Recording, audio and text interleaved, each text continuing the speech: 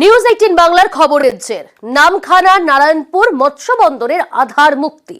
সন্ধ্যের পর অন্ধকারে ডুবত জেলার সবচেয়ে বড় মৎস্য বন্দর। অভিযোগ, হাই মাস্ট লাইট জ্বলত শুধু গঙ্গাসাগর মেলায়।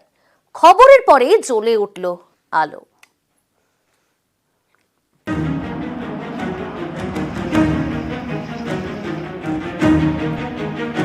নিউজ 18 বাংলার খবরের জের।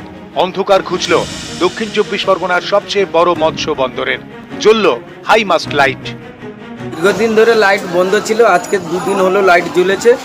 এতে আমাদের অনেকটা কাজের উপকার হয়েছে বা সুবিধা হয়েছে, নাহলে অন্ধকারে কাজ করা খুব টাফ ব্যাপার ছিল।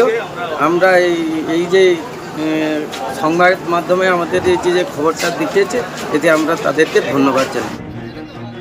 নামখানার নারায়ণপুর, এখানেই রয়েছে দক্ষিণ 24 পরগনার সবচেয়ে বড় তথা ব্যস্ততম মৎস্য বন্দর। কিন্তু সন্ধে হলেই অন্ধকারে ডুবত গোটা এলাকা। অন্ধকারের মধ্যে ঝুঁকি নিয়েই ট্রলার থেকে মাল ওঠা নামানোর কাজ করতেন মৎস্যজীবীরা। অভিযোগ, হাইমাস্ট লাইট থাকলেও সেটা সারা বছর জ্বালানো হতো না। শুধুমাত্র গঙ্গাসাগর মেলার সময় জ্বলে উঠত সেই হাইমাস্ট লাইট।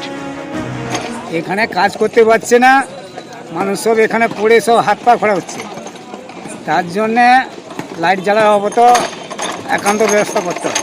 সমস্যা, লোকের হাত ভাঙ দিচ্ছে, মাছ তোলা যাচ্ছে না। কত রাত পর্যন্ত কাজ করেন? আমাদের সারা রাতের কাজ। লাইট জ্বালানো কিভাবে করেন? বিনা ওই যে ট্রলারের লাইটে অন্ধকারে করা হয়।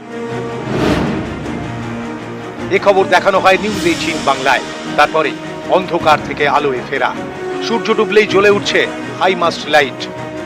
প্রশাসন ওটাকে উপরে নজর দেয় এবং খুব তৎপরতার সহিত ওটাকে লাইটটাকে জ্বালাবার ব্যবস্থা করেছে। আমরা চাইবো কি সারা বছরই লাইটটা ওখানে জ্বলুক। একটি ব্যস্ততম ঘাট ওটা, দক্ষিণ 24 পরগনার সবচেয়ে ল্যান্ডিং সেন্টার, বড় ল্যান্ডিং সেন্টার, এবং প্রচুর দুর্ঘটনা ঘটে।